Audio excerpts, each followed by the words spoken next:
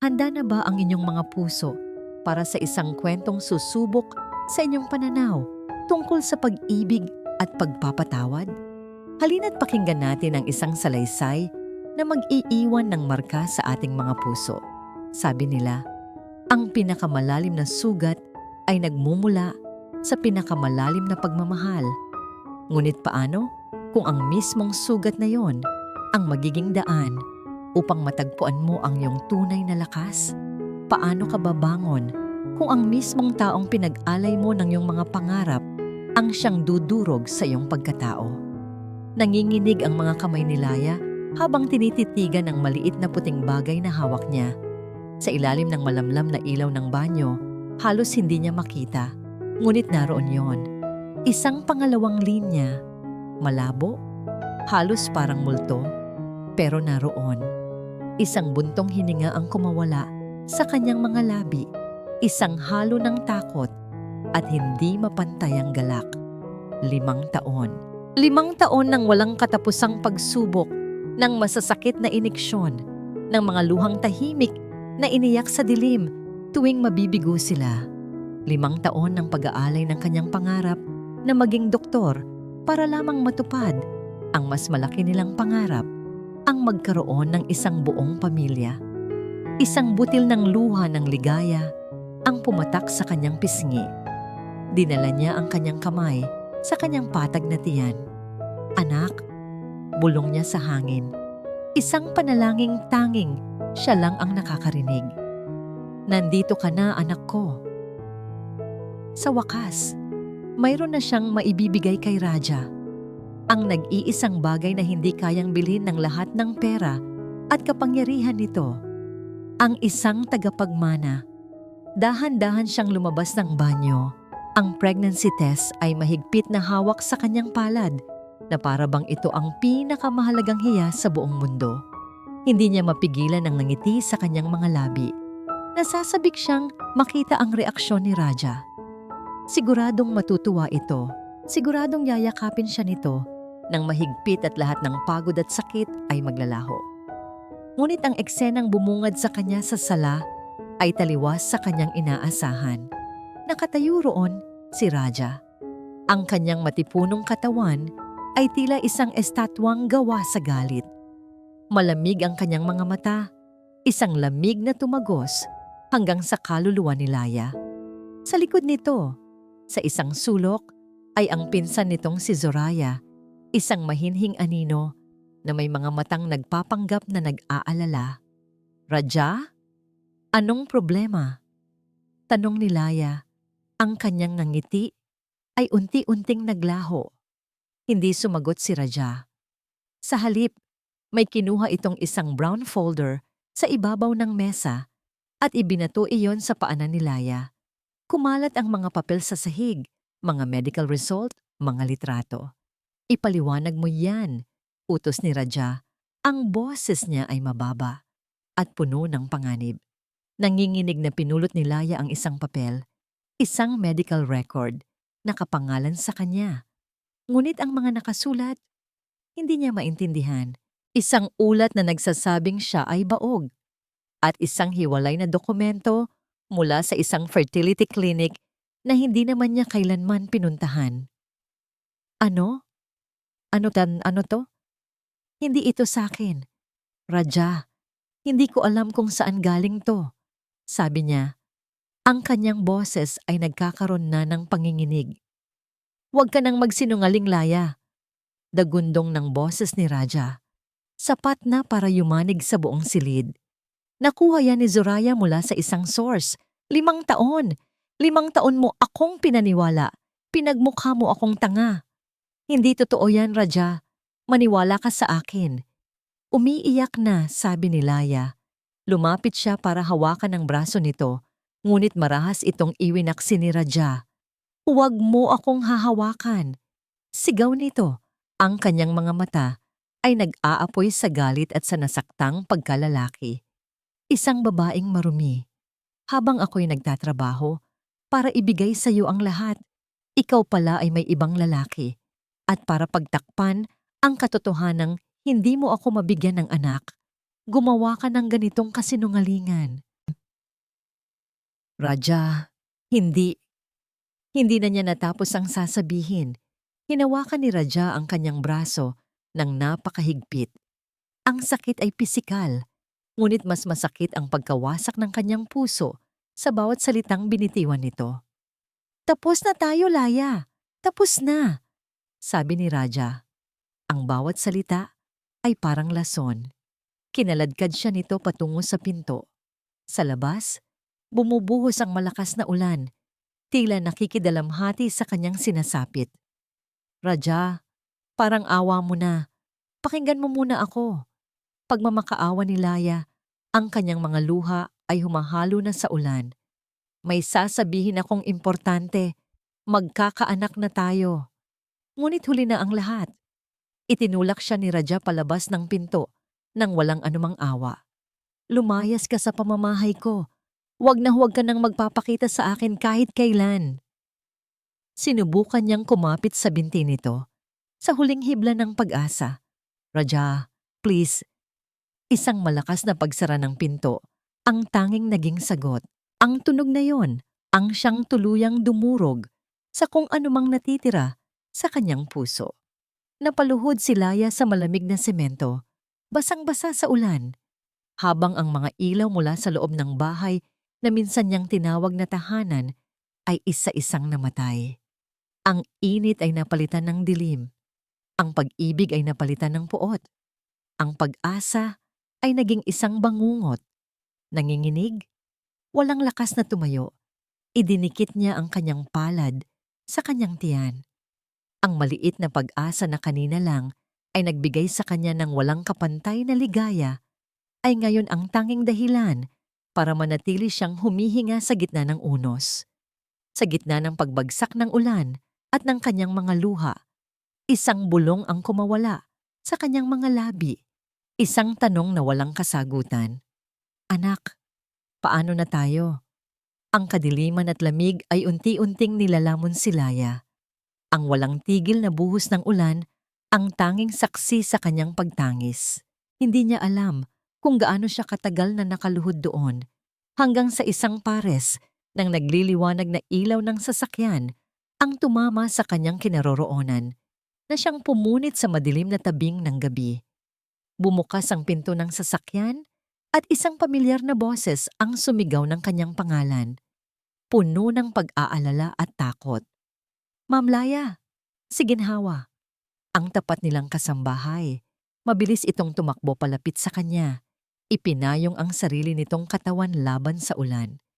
Isinuot nito sa kanya ang isang makapal na jacket at marahang siyang inalalayan patayo. Ma'am, anong ginawa niya sa inyo? Umiiyak na tanong ni Ginhawa. Ang kanyang mga mata ay puno ng galit para sa kanyang amo. Hindi makasagot si Laya. Wala nang natitirang salita sa kanya. Ang tanging nagawa niya ay umiling at humagulgol sa balikat ng babaeng naging higit pa sa isang katulong. Ang tanging karamay niya sa sandaling iyon. Dinala siya ni Ginhawa palayo sa lugar na iyon, palayo sa mansyon na naging hawla ng kanyang mga pangarap. Dinala siya ni Ginhawa sa baryo Mahinahon, ang maliit at tahimik na probinsyang kanyang sinilangan. Doon, sa isang maliit na bahay na napapaligiran ng mga puno at sariwang hangin, sinubukan niyang buuin muli ang kanyang sarili. Ang bawat araw ay isang pakikibaka. Ang mga umaga ay mabigat, puno ng mga alaala ng sakit at pagtataksil. Ngunit sa paglipas ng mga linggo at buwan, isang bagong lakas ang nagsimulang tumubo sa loob niya.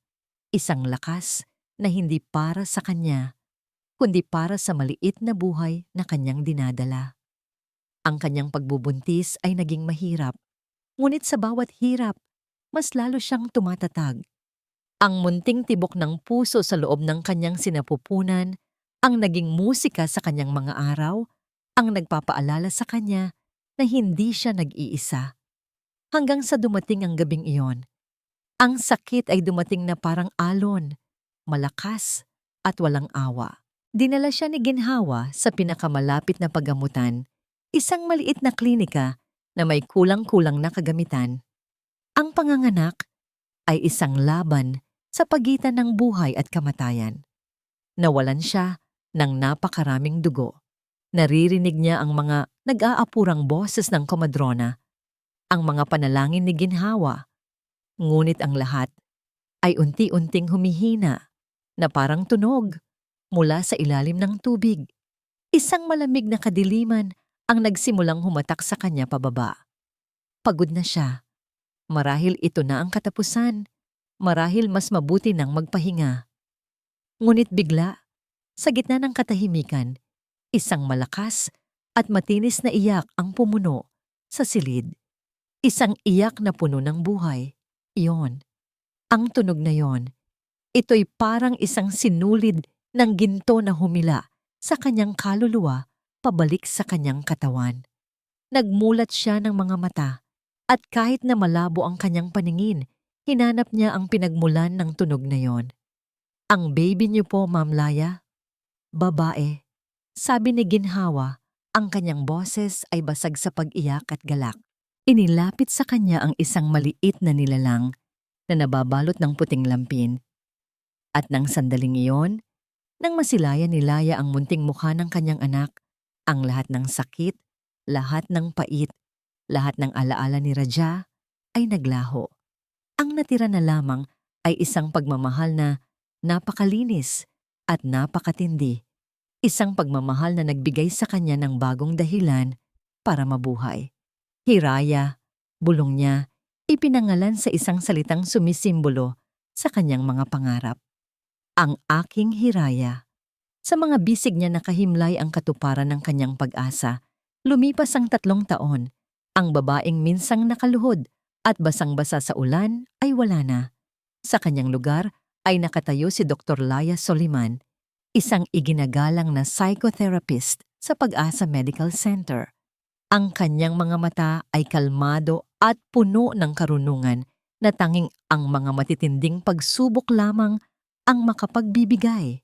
Ang kanyang mga kamay na dating nanginginig ay ngayoy nagbibigay aruga at gabay sa mga bagong ina na nakikipaglaban sa postpartum depression. Ang kanyang buhay ay simple ngunit masaya. Umuuwi siya gabi-gabi sa isang maliit ngunit maaliwalas na apartment kung saan naghihintay ang kanyang mundo, isang makulit at bibong 3 taong gulang na batang babae. Mama, look, I draw a star for you.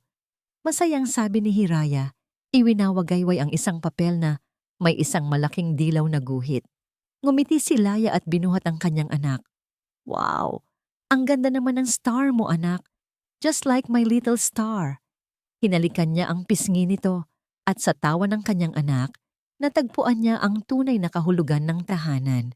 Si Hiraya ang kanyang araw, kanyang buwan, at lahat ng kanyang mga bituin.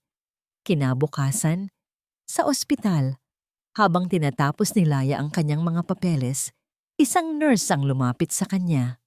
Dr. Soliman, sabi ng nurse, may bago po tayong VIP admission. Inassign po kayo bilang primary therapist niya. Medyo delicate po ang kaso, she suffered a mild stroke.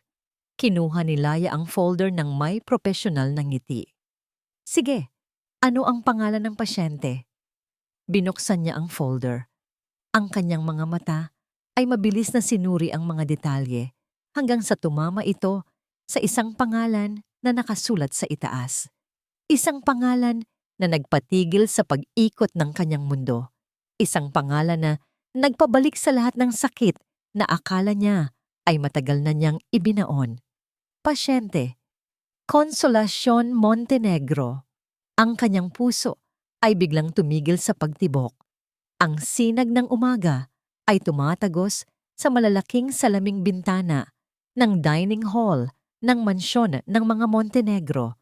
Ngunit hindi nito kayang pawiin ang lamig na bumabalot sa silid. Ang mahabang mesa na gawa sa mahogany ay puno ng masasarap na pagkain. Ngunit para kay Raja, lahat ng yon ay walang lasa. Sa kanyang harapan, nakaupo si Zoraya perpekto ang ayos, suot ang isang mamahaling silk robe. Tinitipan nito ang kanyang telepono habang marahang humihigop ng kape. Walang salitaan. Tanging ang marahang tunog lamang ng mga kubyertos na tumatama sa pinggan ang maririnig. Ganito ang bawat umaga sa loob ng 3 taon. Tahimik, walang laman, malamig. Ikinasal sila 6 na buwan matapos niyang palayasin si Laya. Iyon ang tamang gawin. Isang Montenegro na pinagtaksilan ay kailangang bumangon agad, magpakita ng lakas. Si Zoraya, bilang isang Del Fuego, ay ang perpektong asawa sa papel. Maganda, galing sa tamang pamilya, at higit sa lahat, hindi si Laya.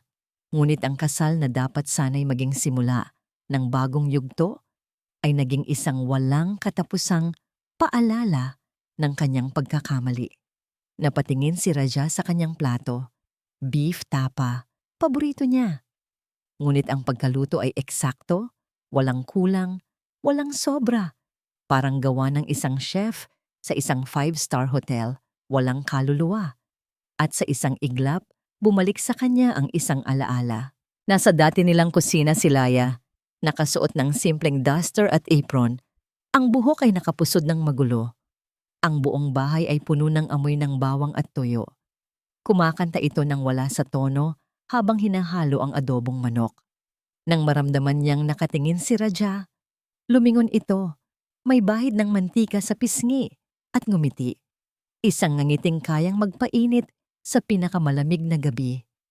Malapit na maluto ang paborito ng hari. Biro nito.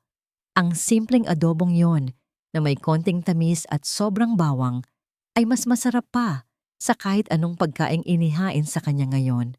Napapikit si Raja. Pilit winawaksi ang alaala. Pangungulila. Iyon ang salitang hindi niya kayang aminin kahit sa sarili niya. Isang pangungulilang gumigising sa kanya sa gabi. Isang multo ng mga simpleng bagay na kanyang ipinagkait sa sarili. Raja, are you okay? Tanong ni Zoraya. Ang boses nito ay nagpabalik sa kanya sa kasalukuyan. You're staring into space. I'm fine. Just thinking about work. Pagsisinungaling niya. We should go. Kailangan nating bisitahin si Lola Consolacion sa ospital. Tumango si Zoraya. Ipinatong ang kanyang telepono at pinunasan ang kanyang labi ng serbilyeta. Of course, dear. I've already prepared her favorite fruits. The doctor said she's responding to therapy, but slowly. Sa Pag-asa Medical Center, ang amoy ng antiseptic ang sumalubong sa kanila. Habang naglalakad sila sa makintab na pasilyo, si Raja ay nanatiling tahimik. Si Zoraya ang nakipag-usap sa mga doktor. Ang kanyang boses ay puno ng awtoridad at pag-aalala. Siya ang nag-aayos ng lahat. Isang perpektong apo sa tuhod sa mata ng lahat. Ngunit alam ni Raja na sa likod ng lahat ng iyon ay ang pagnanais nitong kontrolin ang bawat sitwasyon. Pagkatapos kausapin ng doktor, nagpaalam si Zoraya na pupunta muna sa billing section. Naiwan si Raja sa labas ng pribadong silid ng kanyang lola. Sumandal siya sa pader, ang kanyang isip ay lumilipad. Bakit ngayon pa bumabalik ang mga alaala ni Laya? Bakit ngayon pa kung kailan akala niya ay tuluyan na niya itong naibaon sa limot? Isang pamilyar na tawa mula sa dulo ng pasilyo ang pumukaw sa kanyang atensyon. Isang tawa na malambing at puno ng buhay. Napatingin siya roon at nakita ang isang babae. Nakatalikod, suot ang puting uniforme ng isang doktor. Kausap nito ang isang matandang pasyente na naka-wheelchair. Ang paraan ng kanyang pagkilos, ang hubog ng kanyang balikat, ang pagbagsak ng kanyang itim na buhok. Ang puso ni Raja ay biglang kumabog ng malakas. Laya. Hindi. Imposible. Isang ilusyon lamang. Guni-guni na dulot ng kanyang pangungulila. Ngunit hindi niya mapigilan ang kanyang mga paa. Nagsimula siyang maglakad patungo sa direksyon ng babae. Dahan-dahan sa simula, pagkatapos ay bumilis. Kailangan niyang makasiguro. Kailangan niyang makita ang mukha nito. 10 metro, 5 metro. Nang malapit na siya, biglang tumayo ng tuwid ang babae. Tinapik ang balikat ng pasyente at lumiko sa kabilang pasilyo. Nawala ito sa kanyang paningin. Napatigil si Raja. Huminga siya ng malalim. Ano bang nangyayari sa'yo, Raja? Bulong niya sa sarili. Nabubuang ka na. Babalik na sana siya sa silid ng kanyang lola nang isang nurse ang dumaan sa kanyang harapan. May dalang isang maliit na tray. Huminto ang nurse sa tapat ng information desk na malapit sa kanya. Excuse me, sabi ng nurse sa desk clerk. Pakisabi na lang po kay Dr. Soliman. Handa na po ang pasyente. Ang pangalang iyon, Soliman, parang isang kidlat na tumama kay Raja. Ang kanyang buong katawan ay nanigas. Ang hangin ay tila nawala sa kanyang mga baga. Dahan-dahan na parang sa isang slow motion na pelikula, lumingon siya. Ang kanyang mga mata ay nanlalaki sa isang emosyong hindi niya mapangalanan. Gulat, takot, at isang kakatwang hibla ng pag-asa. Para kay Raja, ang bawat segundo ay tila isang oras. Nakatayo siyang parang bato sa pasilyo. Ang pangalang Soliman ay umuulit-ulit sa kanyang isipan na parang sirang plaka. Hindi maaari. Sa dinami-rami ng doktor sa ospital na ito, sa libu-libong apelidong Soliman sa buong Pilipinas, bumukas ang pinto ng silid ng kanyang lola. At mula roon, lumabas ang nurse na kani-kanina lang ay kanyang nakausap. Sir Raja, pasok po kayo, sabi ng nurse. Padating na po si Dr. Soliman para sa therapy session ni Ma'am Consolacion. Walang nagawa si Raja kundi ang sumunod. Pumasok siya sa silid. Ang kanyang puso ay dumadagundong sa kanyang dibdib. Naupo siya sa isang silya sa sulok. Ang kanyang mga mata ay nakapako sa pintuan, naghihintay. Bawat yabag na naririnig niya sa labas ay nagpapatindig ng kanyang mga balahibo. Makalipas ang ilang sandali, bumukas muli ang pinto at pumasok siya.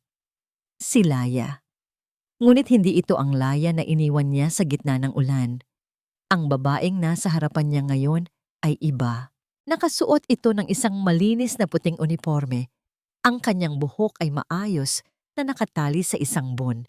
Ang kanyang tindig ay tuwid, puno ng kumpiyansa. Ngunit ang pinakanagpamanhid sa kanya ay ang mga mata nito. Ang mga matang dati puno ng pagsamba at pagmamahal para sa kanya ay ngayon kalmado, professional, at blanko.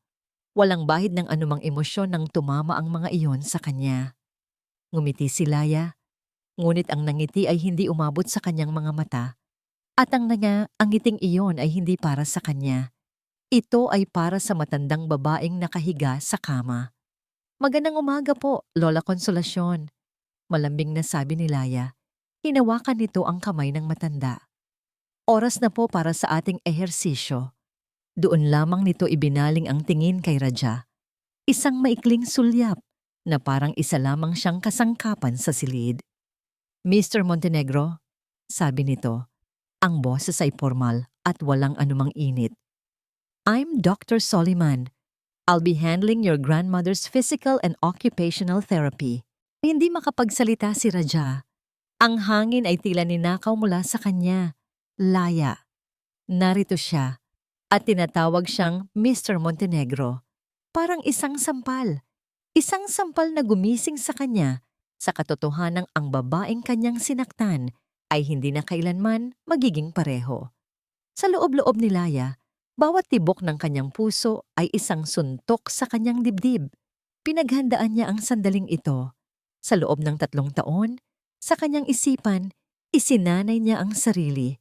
Inulit-ulit niya ang mga linyang sasabihin, ang ekspresyong ipapakita. Ngunit walang anumang paghahanda ang sapat para sa tunay na sandali.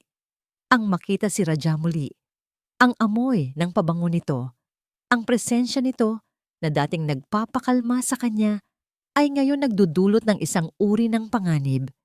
Ngunit hindi siya magpapatalo. Hindi dito. Hindi sa kanyang teritoryo. Iwinaksin niya ang lahat ng personal na damdamin at itinuon ang buong atensyon sa kanyang pasyente.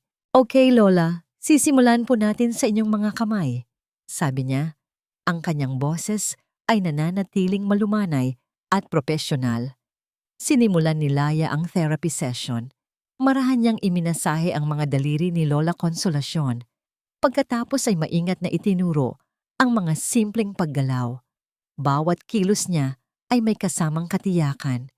Habang ginagawa niya ito, ramdam na ramdam niya ang mga mata ni Raja na nakatitig sa kanya. Isang titig na matalim, mapanuri, at puno ng pagkalito. Ngunit hindi niya ito pinansin. Nagpatuloy siya sa kanyang trabaho na para bang sila lang dalawa ng kanyang pasyente ang nasa silid. Ginamit niya ang kanyang propesyon bilang isang pader, isang matibay na harang sa pagitan niya at ng lalaking dumurog sa kanyang mundo. Pagkatapos ng 30 minuto, natapos ang session. Magaling po ang ipinakita niyo ngayon, Lola.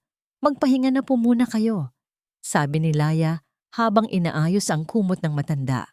Tumayo siya at humarap sa direksyon ni Reja, ngunit ang tingin niya ay nakatuon sa pinto. Tapos na po ang session para sa araw na ito, Mr. Montenegro. I'll see her again tomorrow. Tumalikod na siya para umalis. Ngunit bago pa man siya makalayo, isang kamay ang humawak sa kanyang braso. Laya, ang boses ni Raja. Mahina, ngunit sapat na para magpadala ng kuryente sa kanyang buong katawan.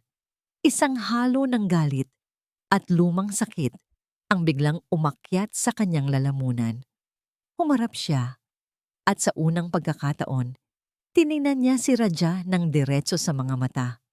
Dr. Soliman, pagtatama niya, ang kanyang boses ay malamig na parang yelo. Hinila niya ang kanyang braso palayo. Anong ginagawa mo rito? Tanong ni Raja. Ang pagkalito ay malinaw na nakaguhit sa kanyang mukha. Isang mapait na ngiti ang sumilay sa labi ni Laya.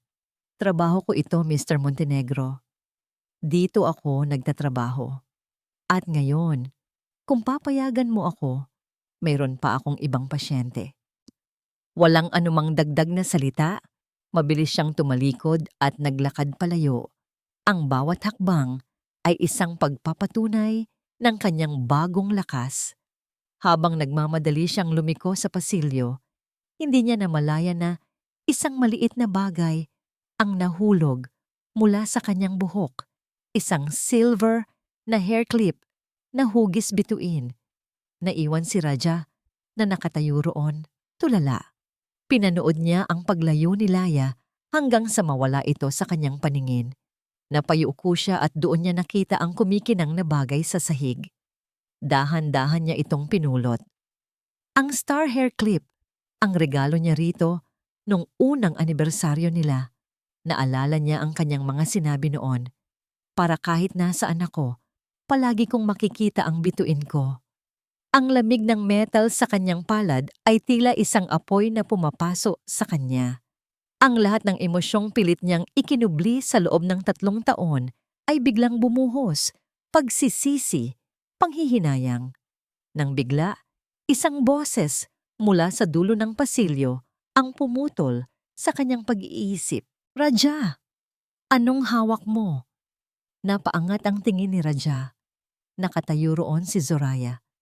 Ang kanyang mga mata ay nakatutok sa hair clip na hawak niya at pagkatapos ay sa direksyon kung saan nawala si Laya. Ang kanyang mukha ay kalmado, ngunit ang kanyang mga mata ay matalim na parang isang punyal. Mabilis na itinago ni Raja ang hair clip sa kanyang bulsa bago pa man makalapit si Zoraya. Wala to. Basura lang. Pagsisinungaling niya, pilit na pinapakalma ang sarili. Ngunit ang titig ni Zoraya ay mapanuri.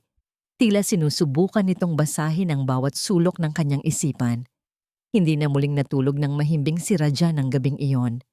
Ang imahe ni Laya, ang kanyang malamig na mga mata, ang kanyang propesyonal na tindig, ay paulit-ulit na bumabalik sa kanya. Hindi ito ang babaeng kanyang kilala. Ang babaeng nasa ospital ay isang estranghera. Isang estrangherang may mukha ng kanyang nakaraan. At sa halip na magdulot ng kapayapaan, ang pagbabagong yon ay mas lalong gumulo sa kanyang sistema. Kinabukasan, hindi niya maipaliwanag ang sarili, ngunit maaga siyang umalis ng bahay. Sinabi niya kay Zoraya na mayroon siyang maagang meeting. Ngunit ang totoo, ang kanyang sasakyan ay kusa nang nagmaneho patungo sa iisang direksyon, sa Pag-asa Medical Center. Pumasok siya sa lobby, hindi diretso sa silid ng kanyang lola, kundi naupo sa isa sa mga sofa, nagpapanggap na may hinihintay. Ang totoo, siya mismo ay hindi sigurado kung ano o sino ang kanyang hinihintay. Marahil ay umaasa siyang muling masilayan-silaya, marahil para lamang patunayan sa sarili na totoo ang lahat ng nangyari kahapon. Ilang minuto siyang nakaupo roon, pinapanood ang abalang paggalaw ng mga tao nang isang tunog ang pumukaw sa kanyang atensyon. Isang maliit na boses na tumatawa. Napalingon siya sa pinanggalingan ng tunog at doon niya sila nakita. Si Ginhawa, ang dating nilang kasambahay, ay akay-akay ang isang batang babae. Ang bata ay may dalawang maliit na tirintas sa buhok, suot ang isang kulay rosas na bestida at may hawak na isang manika. Habang naglalakad sila, biglang nabitawan ng bata ang kanyang manika. Gumulong ito sa sahig at huminto malapit sa paanan ni Raja. Bago pa man makalapit si Ginhawa, halos automatikong yumuko si Raja at pinulot ang laruan. "Here," sabi niya. Ang kanyang boses ay bahagyang paos. Tinaas ng batang babae ang kanyang ulo at sa sandaling iyon, nagtama ang kanilang mga mata. Isang bagay ang kumirot sa puso ni Raja, ang mga mata ng bata.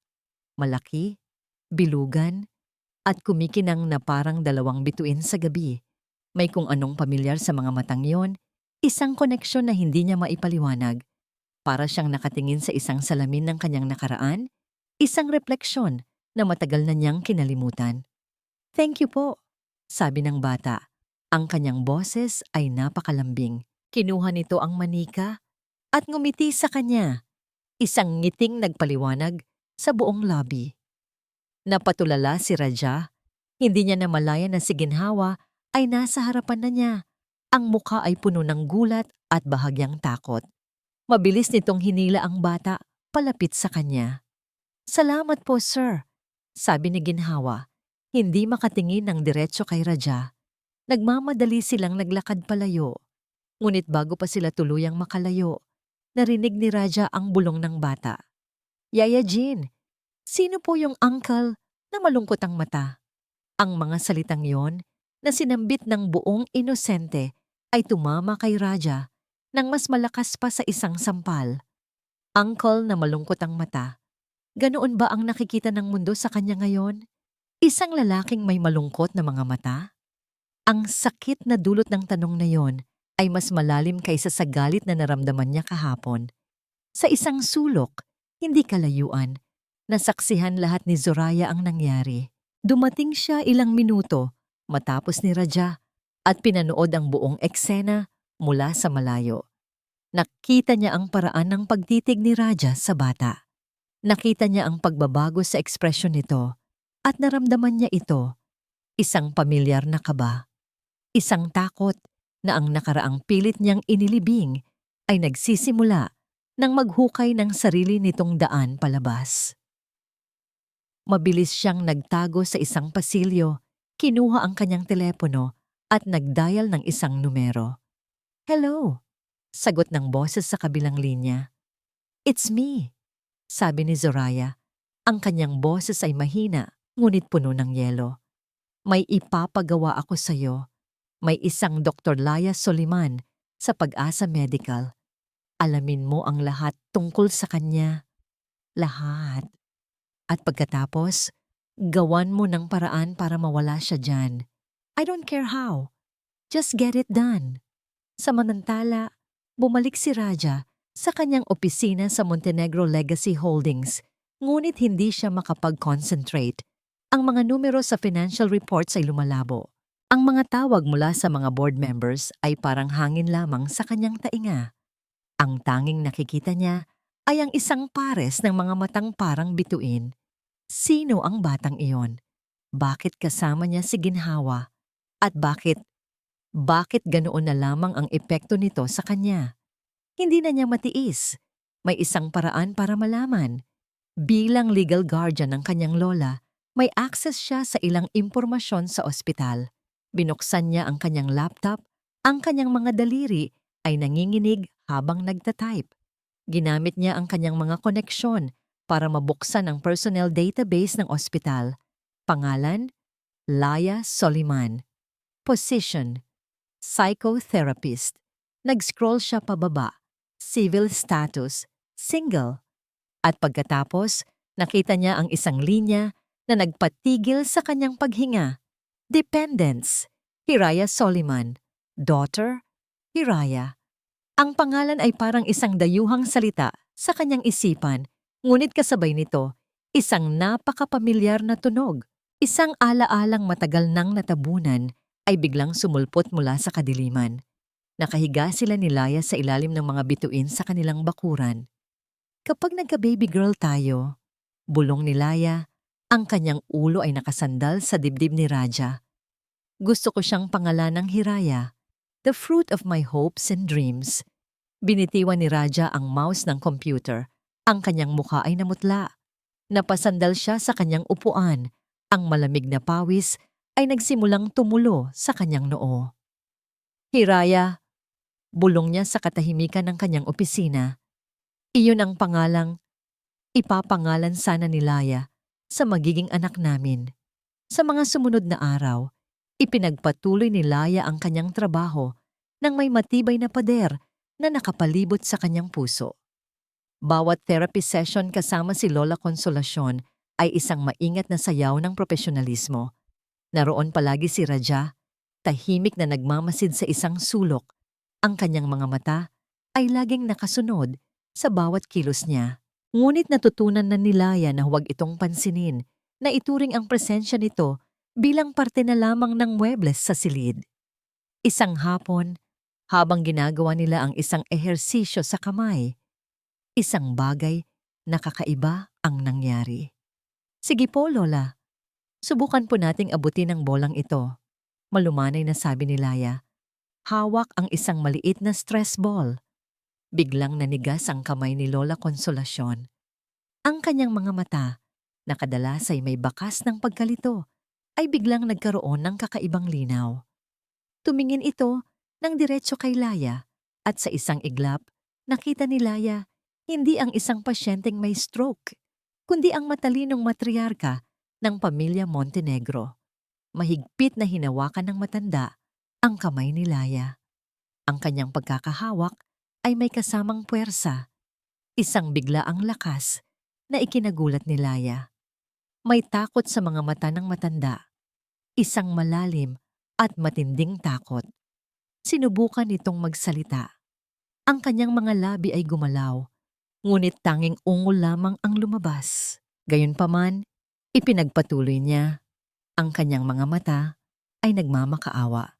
Pilit na ipinapahiwatig ang isang mensaheng hindi masabi ng kanyang bibig. Lola, ayos lang po kayo? Nag-aalalang tanong ni Laya. Dahan-dahang hinaplos ang kamay nito. Muling sinubukan ng matanda. Tumingin ito sa may pintuan at pagkatapos ay ibinalik ang tingin kay Laya. Dahan-dahan, binuka nito ang kanyang bibig at pilit na binigkas ang dalawang salita. Walang tunog na lumabas, ngunit nabasa ni Laya ang paggalaw ng mga labi nito. Ingat, Zora. Isang pangingilabot ang gumapang sa buong katawan ni Laya. Bago pa man niya maproseso ang babala, bumukas ang pinto. Pumasok si Zoraya, may dalang isang basket ng prutas at isang matamis na ngangiti sa kanyang labi. Lola, I brought you your favorite mangoes. Masayang sabi nito. Ngunit ang ngiting iyon ay naglaho nang makita niya ang magkahawak na kamay ni Laya at ng matanda at ang kakaibang ekspresyon sa kanilang mga mukha. May problema ba rito? Tanong ni Zoraya. Ang kanyang boses ay naging malamig. Agad na binitawan ni Lola Consolacion ang kamay ni Laya. Ang linaw sa kanyang mga mata ay nawala. Napalitan muli ng pagkalito at isang bakas ng takot na ngayon ay nakadirekta kay Zoraya. Mukhang napagod na po si Lola sa ating session, magalang na sabi ni Laya. Tumayo siya para bigyan ng puwang si Zoraya. Siguro nga, sabi ni Zoraya, ang kanyang mga mata ay nakatitig kay Laya, isang titig na matalim, puno ng pagbabanta. Perhaps you're pushing her too hard, Dr. Soliman. Kinabukasan, ipinatawag si Laya sa opisina ng hospital director. Dr. Soliman, maupo ka, sabi ni Dr. Henson, isang lalaking nasa edad 50 na may mabait na mukha ngunit may pag-aalala sa mga mata. Nakatanggap ang aking opisina ng isang formal na reklamo. Reklamo po? Tungkol saan? Gulat na tanong ni Laya. Nagbuntong hininga si Dr. Henson. Mula sa pamilya Montenegro, ayon kay Mrs. Zoraya Montenegro, nagiging unprofessional daw ang iyong approach at nagdudulot ka raw ng emotional distress sa pasyente. Hindi makapaniwala si Laya sa kanyang narinig. Pero hindi po yun totoo. Maayos po ang takbo ng aming mga session. Alam ko, Laya, nakikita ko ang mga resulta mo. Isa ka sa pinakamagagaling naming therapist dito, sabi ng direktor. Ang kanyang boses ay may halong simpatiya. Ngunit naiintindihan mo naman siguro, ang mga Montenegro ay maimpluwensyang tao. Hindi natin sila maaring basta-basta na lang baliwalain. For now, I want you to be more careful.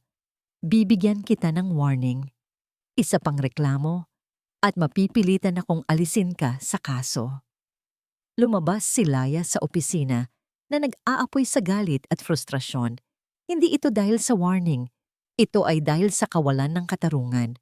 Ngayon, sigurado na siya. Ang babala ni Lola Consolacion, ang titig ni Zoraya, ang walang basehang reklamong ito, lahat ay magkakakonekta.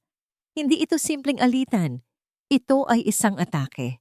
Nang gabing iyon, sa kanilang maliit na apartment, habang mahimbing na natutulog si Hiraya, ikinuwento ni Laya ang lahat kay Ginhawa. Hindi lang ito basta alitan, Jean, sabi ni Laya. Ang kanyang boses ay puno ng determinasyon. May mali, may tinatago sila, at gagawin ni Zoraya ang lahat para lang mapaalis ako sa ospital na yon. Hindi ako natatakot para sa sarili ko. Natatakot ako na baka madamay si Hiraya. Hindi po tayo papayag, ma'am, sabi ni Ginhawa. Ang kanyang muka ay seryoso. Lalaban po tayo. Kinabukasan, habang naglilinis si Ginhawa ng mga lumang gamit, napagdesisyonan niyang ayusin ang isang maliit na kahon na naglalaman ng mga unang gamit ni Hiraya. Habang inilalabas niya ang mga maliliit na medyas at ang unang bonet nito, isang ngiti ang sumilay sa kanyang labi. Ngunit sa ilalim ng lahat ng iyon, naramdaman niya ang isang pamilyar na bagay. Isang nakatuping panyo. Kinuha niya ito. Luma na. Mayroon itong isang kupas na mantsa ng dugo sa gitna. Agad na bumalik sa alaala ni Ginhawa ang gabing isinilang si Hiraya. Ang gabi ng takot at himala. Ang gabing halos mawala si Laya. Matapos ang lahat, itinago niya ang panyong ito na siyang ginamit niya para punasan ang noo ni Laya, isang paalala ng laban na kanilang pinagtagumpayan. Hinawakan niya ito ng mahigpit. Hindi niya alam kung bakit, ngunit pakiramdam niya, ang maliit na piraso ng telang ito ay mahalaga. Pumasok si Laya sa silid, mukhang pagod. Tumingin si Ginhawa sa kanya, hawak pa rin ang panyo. Isang ideya na hindi niya palubos na naiintindihan, ang biglang pumasok sa kanyang isip. Ma'am Laya, sabi niya, ang kanyang boses ay seryoso. May isang bagay pa po tayong pwedeng gawin. Ito na po siguro ang tamang panahon. Ang pangalang Hiraya ay naging isang tinik sa isipan ni Raja. Hindi na niya ito matanggal. Hindi na ito isang simpleng pangalan ng isang bata. Ito'y naging simbolo ng isang malaking tandang pananong na bumabalot sa nakalipas na 3 taon ng kanyang buhay. Ang pagdududa, na dati isang maliit na binhi lamang, ay ngayoy isang dambuhalang puno na ang mga ugat ay unti-unting sumisira sa pundasyon ng lahat ng kanyang pinaniniwalaan. Ang kanyang pagmamataas ay napalitan ng isang nakakakilabot na takot. Ang takot na baka ang pinakamalaking pagkakamali sa kanyang buhay ay hindi ang pagpapakasal kay Laya, kundi ang pagpapalayasin dito. Hindi na siya maaaring manatiling nakaupo lamang. Kailangan niya ng mga sagot. Kinabukasan, sa isang pribadong conference room sa Montenegro Tower na bihirang gamitin, nakipagkita siya sa isang lalaking nasa edad 40, nakasuot ng simpleng damit at may mga matang matalas at mapanuri. Ito si Marco, isang pribadong investigador na matagal na niyang pinagkakatiwalaan sa mga sensitibong usapin sa negosyo. Ano ang maipaglilingkod ko sa iyo, Raja? Tanong ni Marco, walang anumang paligoy-ligoy. Inilatag ni Raja ang isang folder sa mesa. Nasa loob nito ang kopya ng pekeng medical report at ang pangalan ng doktor na pumirma rito. Dr. Antonio Alcaraz. Hanapin mo ang taong to. Utos ni Raja. Ang kanyang boses ay malamig at kontrolado. Gusto kong malaman ang lahat. Saan siya nagtatrabaho ngayon? Saan siya nakatira? At higit sa lahat, gusto kong malaman kung ano ang naging buhay niya. 3 taon na ang nakalipas matapos niyang pirmahan ang dokumentong yan. Tumango si Marco, kinuha ang folder at tumayo. Masusunod. Lumipas ang ilang araw. Bawat araw na lumilipas ay isang pagsubok sa pasensya ni Raja. Sa ospital, ipinagpatuloy niya ang pagbabantay sa kanyang lola. Ngunit ngayon, ang kanyang pagmamasid kay Laya ay may kasama ng ibang kahulugan. Bawat kilos nito, bawat ngiti na ibinibigay nito sa ibang tao ay nagdudulot ng kirot sa kanyang dibdib. Isang kirot ng panghihinayang. Isang hapon, habang siya'y nasa gitna ng isang board meeting, tumunog ang kanyang personal na telepono. Isang unknown number. Alam niyang si Marco ito. Mabilis siyang nagpaalam at sinagot ang tawag sa kanyang pribadong opisina. Marco, anong nalaman mo? Raja, mayroon na akong impormasyon. Sabi ng investigador sa kabilang linya. Si Dr. Alcaraz. Nag-resign siya sa dati niyang ospital. 1 linggo lang. Matapos ma-issue ang medical report ni Miss Soliman. Kumunot ang noo ni Raja. Nag-resign. Saan siya lumipat? Diyan na nagiging interesante ang lahat. Patuloy ni Marco. Hindi siya lumipat. Umalis siya ng bansa. Kasama ang buong pamilya niya. Lumipad sila papuntang Canada at hindi na bumalik. At base sa aking source, namumuhay sila ngayon ng marangya. Nakabili siya ng malaking bahay at 2 mamahaling sasakyan. Isang bigat ang biglang naramdaman ni Raja sa kanyang dibdib. Saan niya kinuha ang perang iyon? Narinig niya ang pag-type sa kabilang linya. Ayon sa financial investigation ko, 3 araw matapos siyang mag-resign, isang shell corporation na nakabase sa Cayman Islands, ang Apex Horizon Ventures, ang nagdeposito ng 20 milyong piso sa kanyang offshore account. 20 milyon. Ang halaga ay umalingaw-ngaw sa isipan ni Raja. Iyon ang presyo ng paninira sa buhay ng isang tao. Ang presyo ng kanyang kapayapaan. Sino ang nasa likod ng Apex Horizon? Tanong ni Raja. Ang kanyang mga kamao ay nakakuyom na. Mahirap i-trace, Raja. Ngunit may isa akong lead. Ang nag-iisang pangalan na konektado sa registration ng kumpanya ay isang Miguel Tan. Miguel Tan. Ang pangalan ay parang isang kampanang nagising sa isang natutulog na alaala sa isipan ni Raja. Isang matagal na niyang katunggali sa negosyo. Ngunit paano?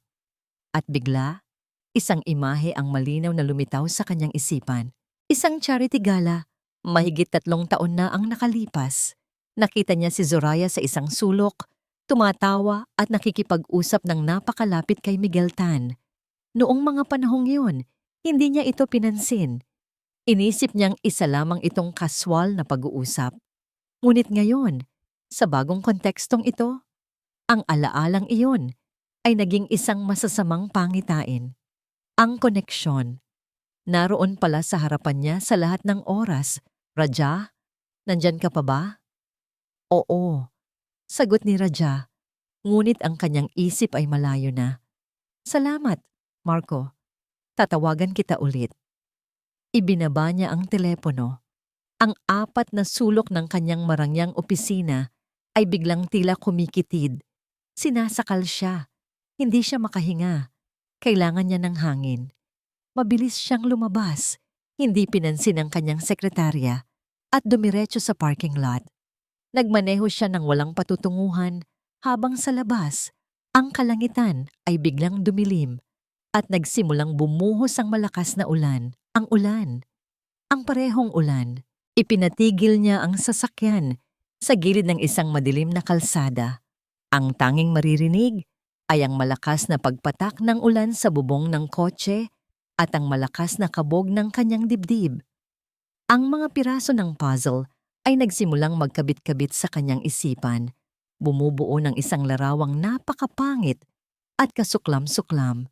Si Miguel Tan, si Zoraia, ang doktor, ang pera, ang peking report, lahat ay isang kasinungalingan, isang masalimuot at malupit na panlilinlang. Pinaniwala nila ako. Bulong niya sa sarili. Ang kanyang boses ay basag. Sinungaling. Isang tawa ang kumawala sa kanyang lalamunan. Isang tawang walang anumang saya, puno ng sakit at pagkamuhi sa sarili. Ako ang tanga. Isang nag-aapoy na galit ang biglang sumabog sa loob niya. Galit hindi lang sa kanila, kundi sa sarili niya. Sa kanyang katangahan, sa kanyang pagiging arogante, sa kanyang pagtangging pakinggan si Laya. Sa sobrang galit sinuntok niya ng buong lakas ang manibela. Paulit-ulit. Ah! Sigaw niya. Isang sigaw ng isang nasaktang hayop. Isang sigaw na puno ng 3 taon ng naipong pagsisisi. Nang humupa ang kanyang galit, napalitan ito ng isang malamig at nakakakilabot na realisasyon. Kung nagsinungaling sila tungkol sa pagtataksil, posible kayang nagsinungaling din sila tungkol sa lahat? Ang bata. Si Hiraya, ang mga matang parang bituin, ang pangalang pinangarap ni Laya. Kinuha niya ang kanyang telepono, ang kanyang mga kamay ay nanginginig pa rin, ngunit ang kanyang boses, nang muli siyang tumawag kay Marco, ay kalmado na. Isang nakakatakot na kalmado. Marco, sabi niya, may kailangan pa akong isang bagay. Ano yon, Raja? Huminga ng malalim si Raja. Ang kanyang mga mata ay nakatitig sa kawalan, sa mga patak ng ulan na dumadaloy sa salamin ng kanyang sasakyan. Kailangan kong makuha ang DNA ng bata. Kahit anong paraan ang gawin mo. Gabi, ang mansyon ng mga Montenegro ay tahimik. Ngunit para kay Raja, ang bawat anino sa dingding ay tila isang akusasyon. Hinintay niyang umuwi si Zoraia mula sa isang charity event. Ang galit na naramdaman niya sa kotse ay napalitan ng isang malamig at kinakalkulang determinasyon. Pumasok si Zoraia sa kanilang silid. Tinatanggal ang kanyang diamond earrings. "You're still awake," sabi niya. Isang nangiti ang nasa kanyang mga labi. "You missed a boring party." Hindi ngumiti si Raja. Nakaupo siya sa isang silya sa dilim. Tanging ang liwanag mula sa buwan ang tumatama sa kanyang mukha. "We need to talk." Naramdaman ni Zoraia ang pagbabago sa tono nito. Tumigil siya sa pag-aayos at humarap sa kanya. "About what, dear?" "Miguel Tan," sabi ni Raja. Binibitawan ang pangalan na parang isang bato. "Apex Horizon Ventures. Does any of that ring a bell?" Sa isang saglit, isang bahagyang kislap ng gulat ang dumaan sa mga mata ni Zoraia, ngunit kasing bilis din itong nawala, napalitan ng isang blankong ekspresyon.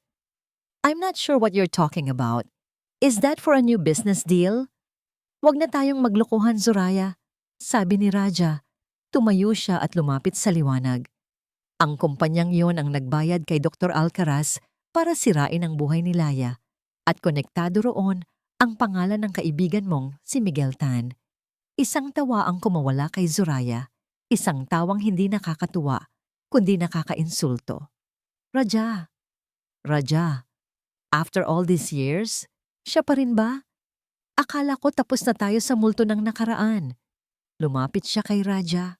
Ang kanyang mga kamay ay marahang humaplos sa dibdib nito. Mahal, hindi mo ba nakikita? Pinaglalaruan ka lang niya. Ngayong bumalik siya, ginugulo niya ulit ang isip mo. Baka nga siya pa ang gumawa ng kwentong yayan para paghiwalayin tayo. So you're denying it? Tanong ni Raja. Ang kanyang mga mata ay naghahanap ng kahit anong senyales ng pagsisinungaling. Ngunit si Zoraya ay isang dalubhasa. Biglang namuo ang mga luha sa kanyang mga mata. Ang masakit, Raja, ay kung paano mo ako kayang pagdudahan pagkatapos ng lahat ng ginawa ko para sa pamilyang to. Para sa'yo, ako ang nanatili sa tabi mo. Ako ang pumulot sa mga basag na piraso mo. Pero isang sulyap mo lang sa kanya, ako na agad ang masama. Ang kanyang mga salita ay tumama. Dahil may katotohanan sa mga yon. Si Zoraya nga ang kasama niya sa loob ng 3 taon. Ang kanyang pagdududa ay biglang nahaluan ng pagkakasala. I gave you everything. Humagulgol si Zoraya. Pero ang puso mo, hindi ko pala talaga nakuha. Nasa kanya pa rin. Sa galing ng kanyang pag-arte, si Raja, na kanina'y puno ng determinasyon, ay ngayon nalilito at nag-aalinlangan. Natalo siya sa laban na ito. Si Zoraya ang nanalo. Samantala, sa kabilang dako ng syudad, ang mundo ni Laya ay nagsimulang gumuho. Katatapos lang niyang basahan ng kwento si Hiraya nang tumunog ang kanyang telepono. Ang pangalan ng daycare teacher ni Hiraya ang lumabas sa screen. Hello, Teacher Mel. Dr. Soliman, sorry po sa abala. Sabi ng guro sa kabilang linya. Ang kanyang boses ay may halong pag-aalala. Gusto ko lang po sanang itanong kung may inutusan po kayong kamag-anak na sumundo kay Hiraya kanina. Nanlamig ang buong katawan ni Laya. Wala. Bakit po? Kasi po may isang lalaking kanina pa palakad-lakad sa labas ng gate. Mukha naman pong disente, naka-Amerikana pa nga. Pero napansin po namin na kinukuhanan niya ng litrato ang playground habang naglalaro ang mga bata. Nang lalapitan na sana siya ng guard, mabilis po siyang sumakay sa isang itim na kotse at umalis. Ang bawat salita ng guro ay parang isang suntok sa sikmura ni Laya.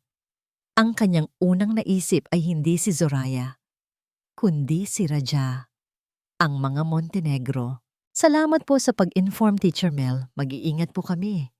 Pagkababa niya ng telepono, nanginginig siyang napayakap sa natutulog niyang anak.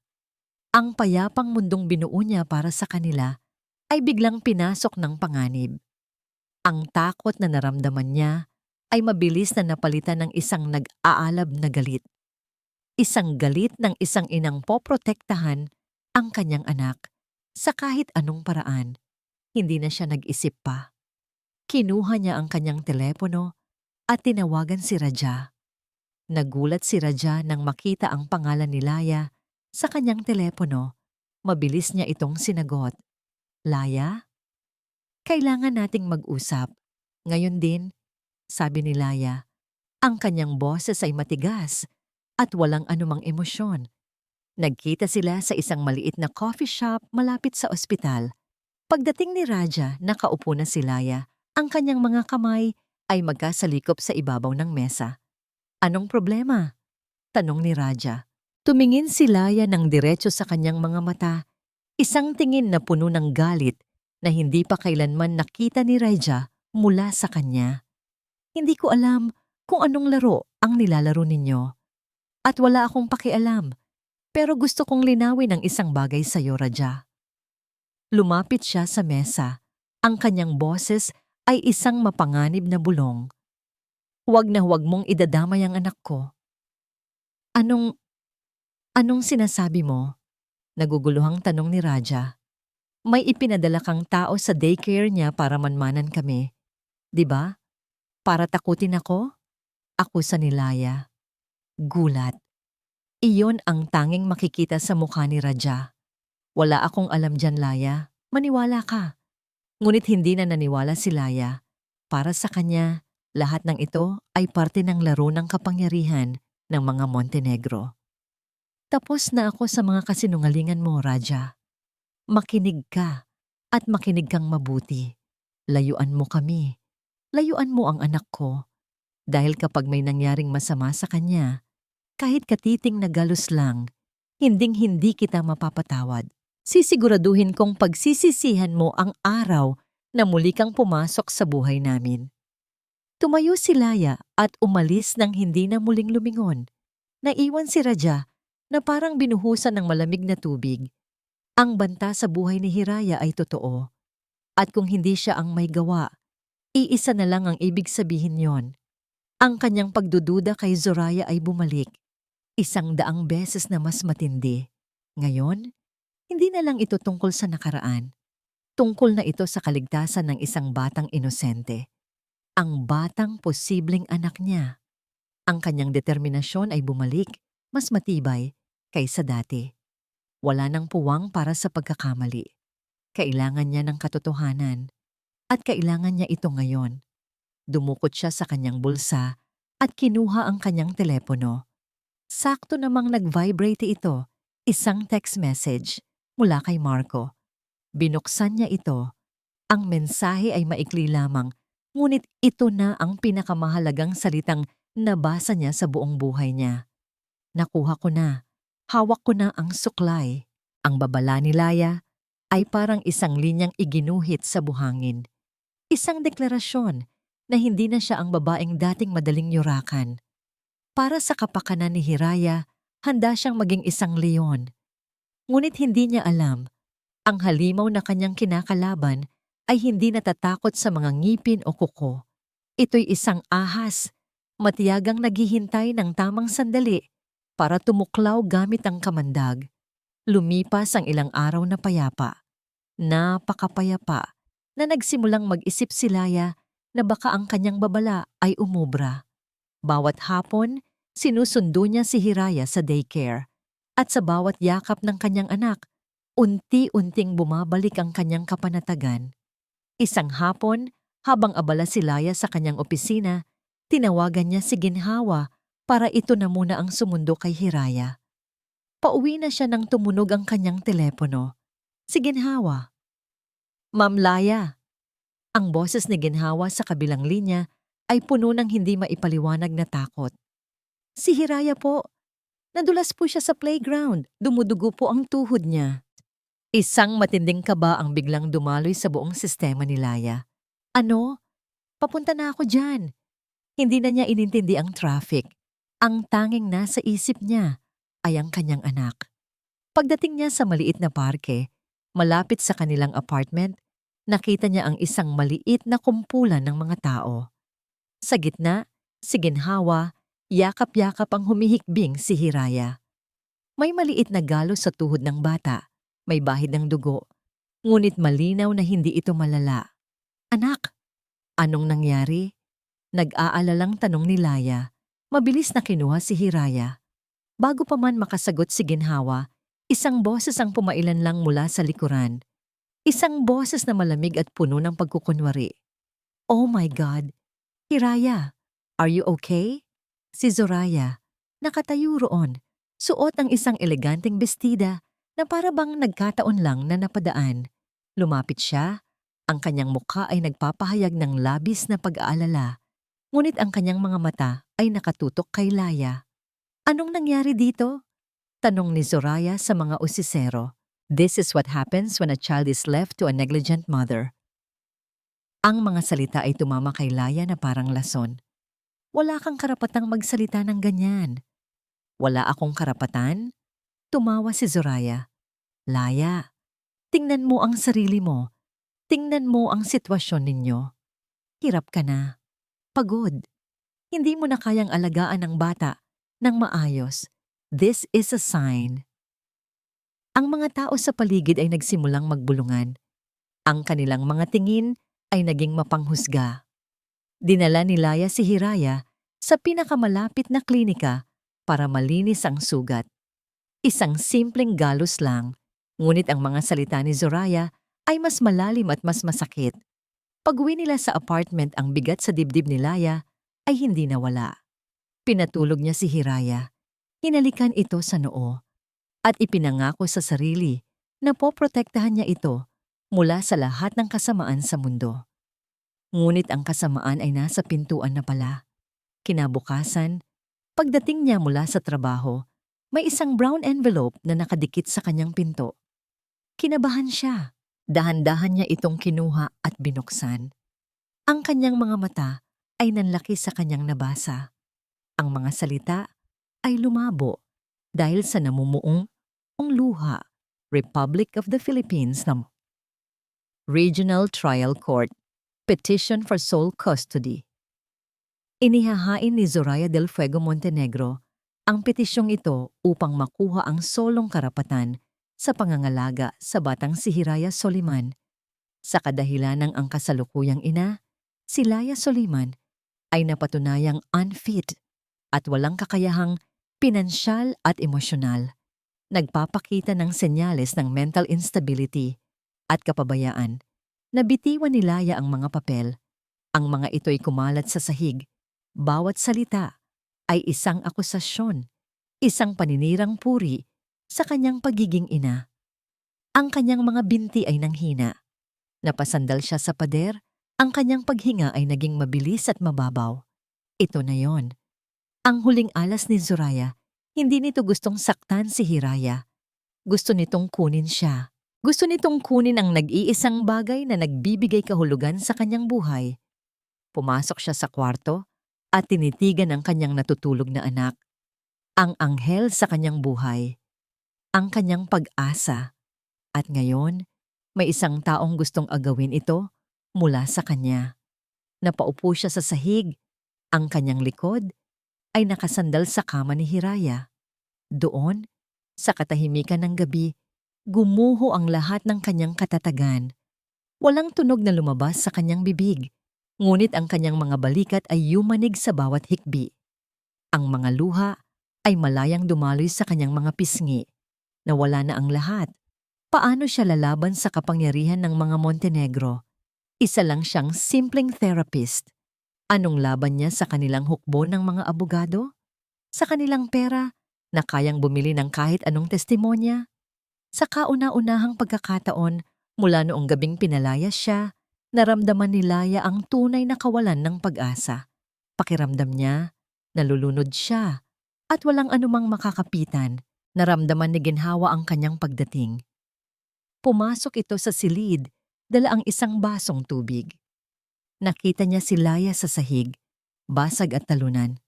Nakita niya ang mga papeles na nakakalat. Naupo si Ginhawa sa tabi niya. Hindi nagsasalita. Hinahayaang ilabas ni Laya ang lahat ng sakit.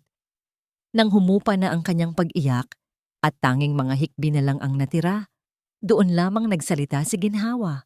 Kinuha nito mula sa bulsa ng kanyang duster ang isang maliit, nakatuping panyo. Ang panyong may kupas na mantsa ng dugo. Inilagay niya ito sa nanginginig na palad ni Laya. "Ma'am Laya," sabi ni Ginhawa. Ang kanyang boses ay mahinahon, ngunit puno ng hindi natitinag na pananampalataya. "May isang bagay pa po tayong pwedeng gawin." Tumingin si Laya sa kanya. Ang kanyang mga mata ay puno ng pagkalito. Ito na po siguro ang tamang panahon. Nakatigil ang itim na sasakyan ni Raja sa isang madilim na eskinita. Ilang kanto lang mula sa korte. Hawak niya ang isang brown envelope. Ang kanyang mga kamay na kayang magpatakbo ng isang multibilyong pisong kumpanya nang walang anumang panginginig, ay ngayon nanginginig na parang isang dahon. Ilang minuto na siyang nakatitig dito. Sa loob ng envelope na ito, nakasulat ang katotohanan o ang habambuhay niyang kapayapaan.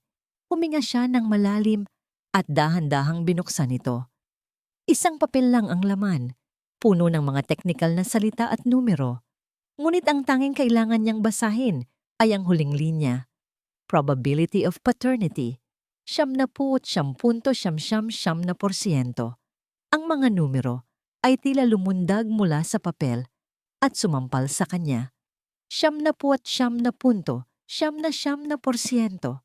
Isang katiyakan na kasing linaw ng sikat ng araw. Anak ko. Ang dalawang salitang yon ay umalingaw-ngaw sa kanyang isipan, hindi bilang isang masayang pagtuklas, kundi bilang isang hatol. Isang hatol sa kanyang katangahan, sa kanyang kalupitan, sa kanyang pagiging bulag. Anak ko, ipinikit niya ang kanyang mga mata. Nakita niya ang mukha ni Hiraya, ang mga matang parang bituin, ang ngiting nagpapatigil ng kanyang mundo. At sa likod ng imaheng iyon, nakita niya si Laya, nakaluhod sa gitna ng ulan, nagmamakaawa. May sasabihin akong importante, magkakaanak na tayo. Ang mga salitang binaliwala niya noon ay ngayon bumabalik na parang isang kulog, dinudurog ang bawat hibla ng kanyang pagkatao. Kasabay nito, sa isang DNA testing facility sa kabilang bahagi ng syudad, magkahawak kamay na hinihintay ni Laya at Ginhawa ang isa pang resulta. Ang panyong may mantsa ng dugo ay nasa loob na ng isang ebidensya.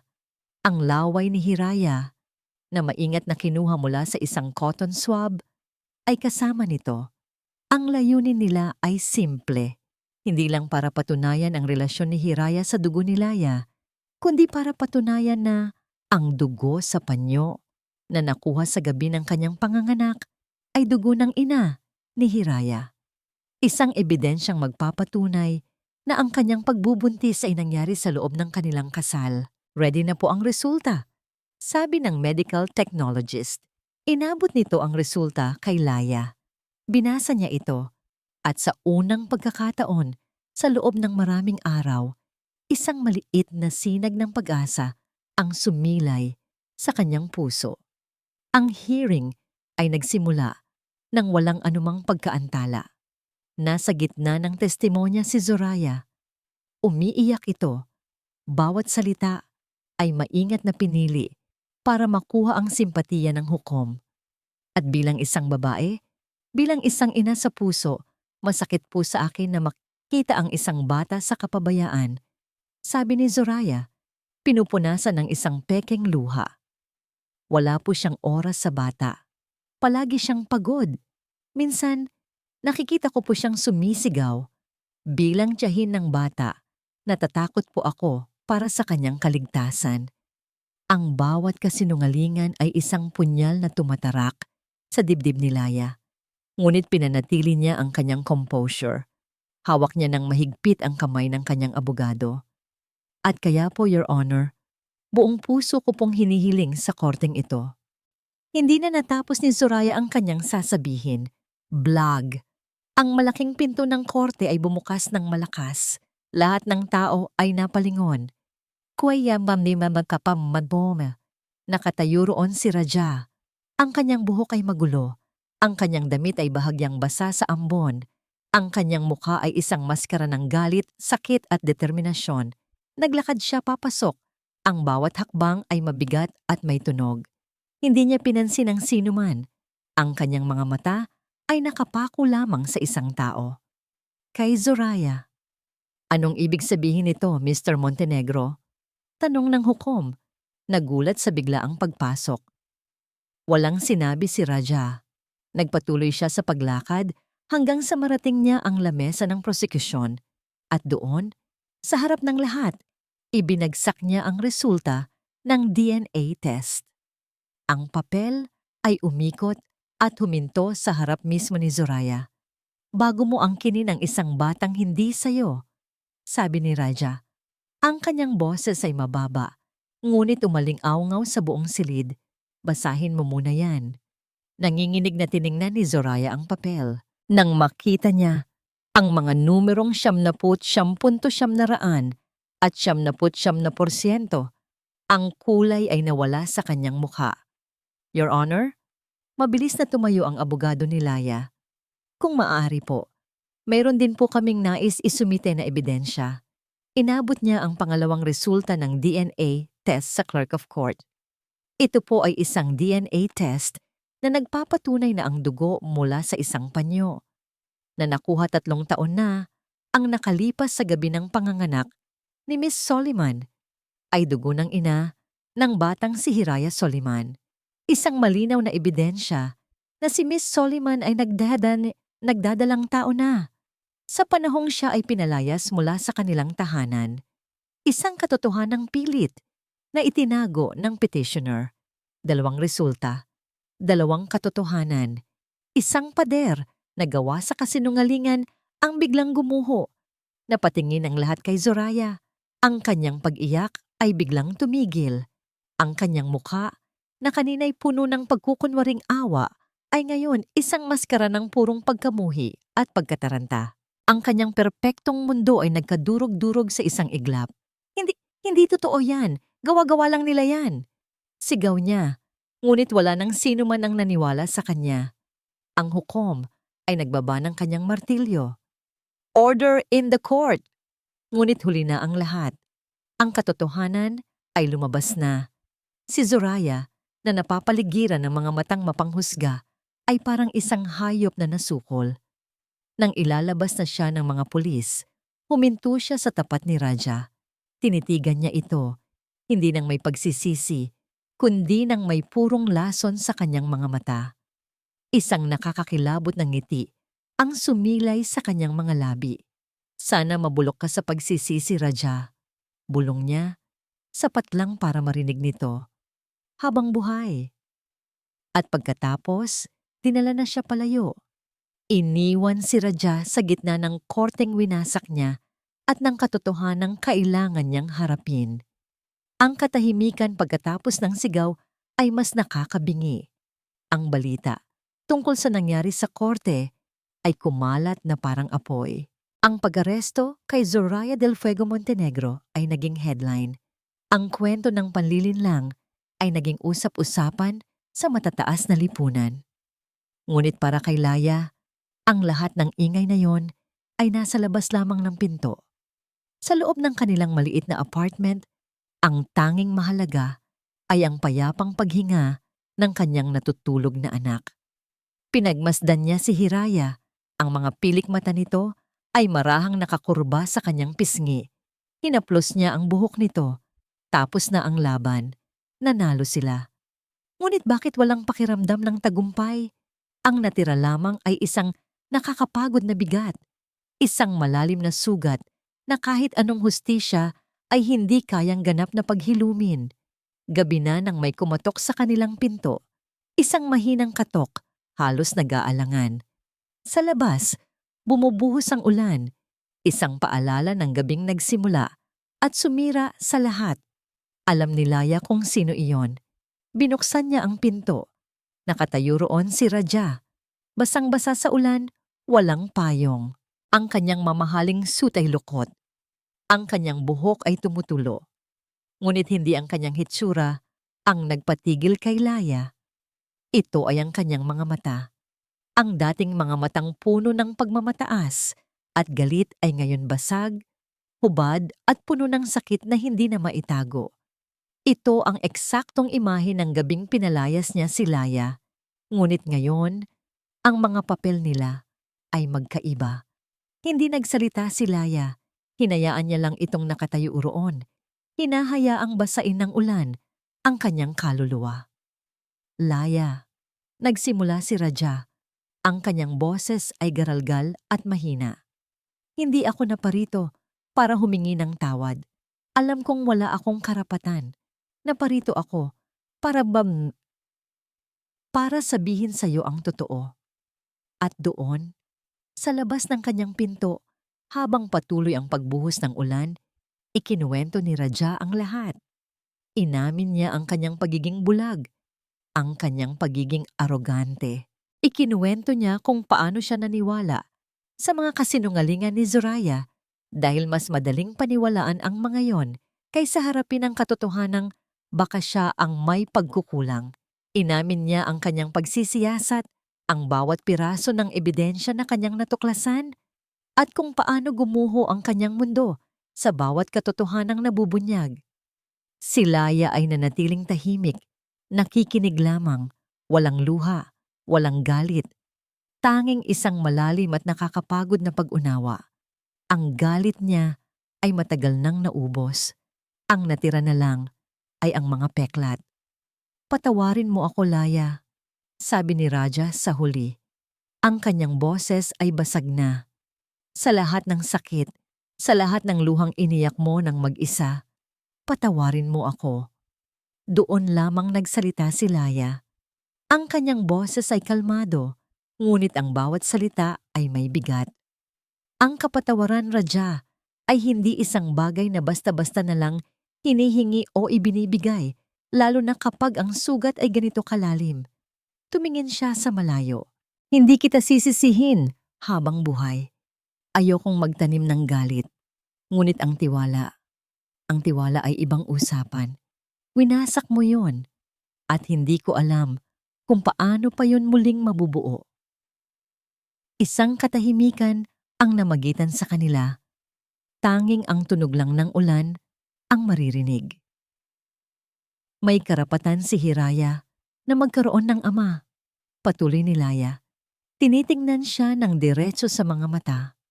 Ngunit ako, may karapatan akong magkaroon ng kapayapaan. Kaya heto ang mangyayari. Maaari mo siyang makita. Maaari kang maging parte ng buhay niya. Ngunit sa aking mga kondisyon, sa aking ora, sa ilalim ng aking pamamatnubay, at kailangan mong patunayan ang iyong sarili, hindi sa akin, kundi sa kanya. Tumango si Raja, walang anumang pagtutol. Gagawin ko, kahit ano, kahit gaano katagal. Kinabukasan, sa isang parke na puno ng sikat ng araw, naganap ang unang opisyal na pagkikita. Si Hiraya ay naglalaro sa swing, tinutulak ni Laya. Dumating si Raja, suot ang simpleng polo shirt at pantalon, malayo sa kanyang karaniwang corporate attire. Hiraya anak, malumanay na tawag ni Laya. May ipapakilala ko sa'yo. Siya si Tito Raja, tatay mo. Huminto sa pag-swing si Hiraya at tiningnan si Raja mula ulo hanggang paa. Nagtago siya sa likod ng mga binti ni Laya, bahagyang sumisilip. Si Raja, ang CEO na kayang makipagnegosasyon ng milyon-milyong dolyar na kontrata, ay ngayon hindi alam ang gagawin sa harap ng isang 3 taong gulang na bata. Ngumiti siya ng alanganin. Hi Hiraya. Naupo siya sa damuhan, malayo ng kaunti para hindi takutin ng bata. Inilabas niya ang isang maliit na laruang kotse.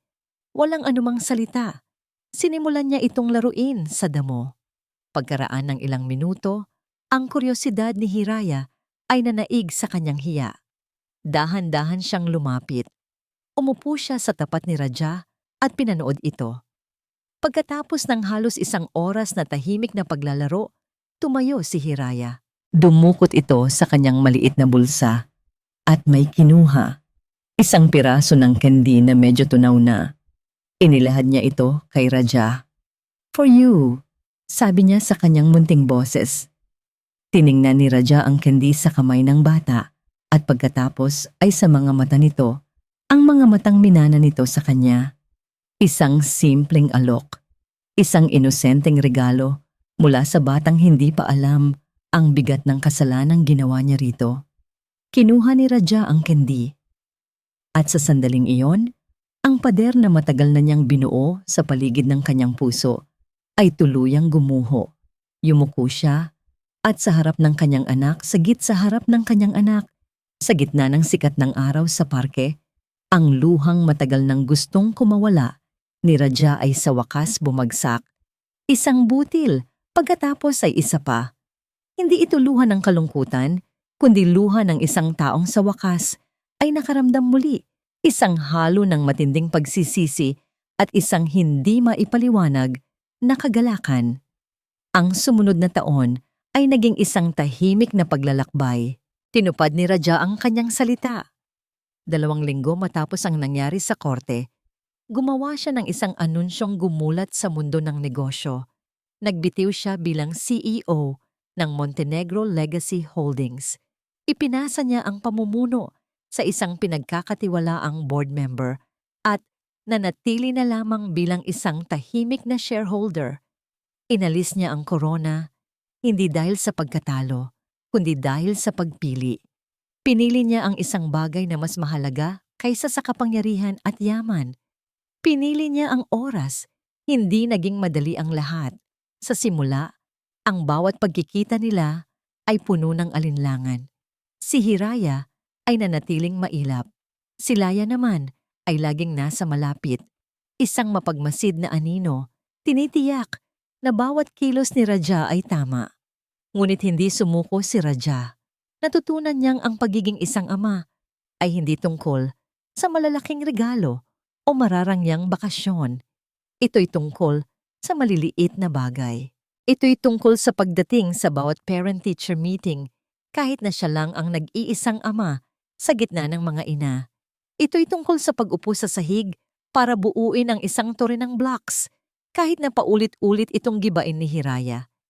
Ito'y tungkol sa pagiging matiyaga habang tinuturuan niya itong magbisikleta kahit na nangangahulugan ito ng masasakit na likod at ilang mga galos. Isang gabi, habang nasa isang business trip sa Cebu, tumawag siya sa video call. Hindi para kay Laya, para kay Hiraya.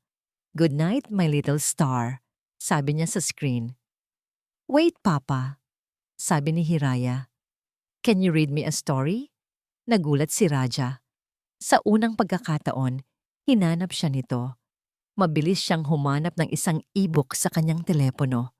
At doon, sa isang sterile na hotel room, libo-libong milya ang layo. Binasa niya ang kwento ng The Little Prince hanggang sa makatulog ang kanyang anak sa kabilang dulo ng linya. Nang gabing iyon, naramdaman ni Laya na tahimik na nakikinig sa kabilang silid ang isang maliit na lamat sa pader na nakapalibot sa kanyang puso.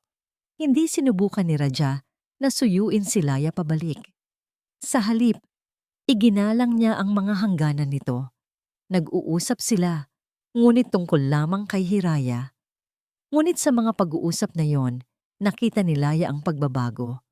Ang dating aroganteng CEO ay napalitan ng isang lalaking mas maraming nakikinig kaysa nagsasalita. Isang lalaking natutunang aminin kapag siya'y nagkakamali. Dumating ang ika-4 na kaarawan ni Hiraya. Walang malaking handaan, tanging isang simpleng salo-salo sa maliit na apartment ni Laya. Si Ginhawa ang nagluto ng spaghetti at fried chicken. Si Laya ang nag-ayos ng mga lobo at si Raja, siya ang dumating na may dalang isang malaking kahon. "Happy birthday, anak," sabi niya. Isang tunay na ngiti ang nasa kanyang mga labi. Nang buksan ni Hiraya ang regalo, lumabas ang isang maliit na bahay-bahayan na gawa sa kahoy. Ito'y hindi binili. Ito'y gawa ng kamay. Bawat maliit na bintana, bawat pinto, ay kitang-kita ang pagod at pagmamahal na ibinuhos dito. "Wow! A dolly house! Thank you, Papa!" Masayang sigaw ni Hiraya. Niyakap nito ng mahigpit ang binti ni Raja. Isang yakap na kusa nitong ibinigay, puno ng pagmamahal ng isang anak. Habang pinapanood ni Laya ang dalawa na masayang naglalaro sa sahig gamit ang bagong bahay-bahayan, isang pakiramdam ng kapayapaan ang bumalot sa kanya. Ang bigat na matagal na niyang pinapasan ay tila unti-unting gumaan. Nang oras na para hipan ang kandila sa maliit na cake, tumayo si Hiraya sa pagitan ni Laya at Raja. "Make a wish, anak," sabi ni Laya. Pumikit ng mariin si Hiraya. Pagkatapos ng ilang segundo, iminulat niya ang kanyang mga mata at hinipan ang nag-iisang kandila. "Anong winish mo?" tanong ni Raja. Ngumiti si Hiraya. "I wish that Mama, Papa and me will always be together. Like this." Ang simpleng hiling ng isang bata. Isang hiling na tumagos sa puso ng dalawang matandang nagkasakitan. Tumingin si Raja kay Laya. Ang kanyang mga mata ay puno ng pag-asa, ngunit may kasama itong paggalang. Isang tingin na nagsasabing, "Hindi ako aasa, ngunit nandito lang ako." Sa sandaling iyon, naunawaan ni Laya. Ang pagpapatawad ay hindi paglimot sa sakit. Hindi nito binubura ang mga luhang pumatak o ang mga gabing walang tulog. Ang pagpapatawad pala ay isang pagpili. Isang pagpili na palayain ang sarili mula sa bigat ng nakaraan para yakapin ang posibilidad ng isang bagong simula. Dahan-dahan, iniabot ni Laya ang kanyang kamay at marahang ipinatong ito sa ibabaw ng kamay ni Raja na nasa mesa. Isang maliit na kilos. Ngunit para sa kanilang dalawa, ito'y isang malaking hakbang. Hindi ito isang pangako ng pagbabalikan, hindi pa. Ngunit ito'y isang senyales, isang pagtanggap, isang pagbubukas ng pinto na matagal nang nakasara. Ngumiti si Raja, isang tunay at taos-pusong nangiti, at marang hinawakan ang kamay ni Laya. Sa kanilang pagitan, si Hiraya ay pumalakpak, masaya sa atensyong natatanggap. Sa kanilang pagitan, si Hiraya ay pumalakpak, masaya sa atensyong natatanggap. Ang larawan ay perpekto sa kanyang pagiging simple. Isang pamilyang nasira ng pagmamataas at kasinungalingan, ngunit dahan-dahang binubuo muli, hindi ng mga lumang pangako, kundi ng mga bagong pag-unawa, pasensya, at ng isang pag-ibig na mas matatag dahil sinubok na ito ng apoy. Ang kanilang tahanan ay hindi na isang mansyon na puno ng lamig, kundi isang maliit na apartment na puno ng init ng pag-asang muling itinayo. At dito po nagtatapos ang ating kwento. Isang salaysay na nagturo sa atin na ang tunay na lakas ay hindi nasusukat sa kung paano tayo umiiwas sa pagbagsak, kundi sa kung paano tayo paulit-ulit na bumabangon. Si Laya, sa gitna ng sakit at pagtataksil, ay natagpuan ang kanyang kalayaan hindi sa paghihiganti, kundi sa pagpapatawad. At si Raja, sa pagtalikod sa kanyang trono ng kayamanan, ay natagpuan ang tunay na kahulugan ng pagiging isang hari, ang pagiging isang ama sa kanyang anak, at isang lalaking karapat-dapat sa pagmamahal. Ang kanilang paglalakbay ay isang paalala na ang pagpapatawad ay hindi para sa taong nakasakit sa atin, kundi para sa ating sariling kapayapaan at sa kinabukasan ng mga taong ating minamahal. Maraming salamat po sa inyong walang sawang pagsubaybay at pakikinig. Sana po ay may aral kayong napulot sa kwento ni Laya, Raja, at Hiraya. Ano po ang masasabi ninyo sa kanilang istorya? Naging tama po ba ang desisyon ni Laya na bigyan ng pangalawang pagkakataon si Raja? I-comment nyo lang po sa ibaba at sabihin nyo na rin po kung anong uri ng kwento ang gusto nyong marinig sa susunod. Hindi dito nagtatapos ang ating paglalakbay. Marami pa pong kwentong kasing ganda at mas puno ng aral dito sa aming channel. Kung nagustuhan nyo ang kwentong ito, i-like, i-share sa pamilya at mga kaibigan, at mag-subscribe na rin para lagi kayong updated sa mga susunod pa naming kwento. I-click nyo ang notification bell para kayo ang unang makarinig kapag may bago kaming upload.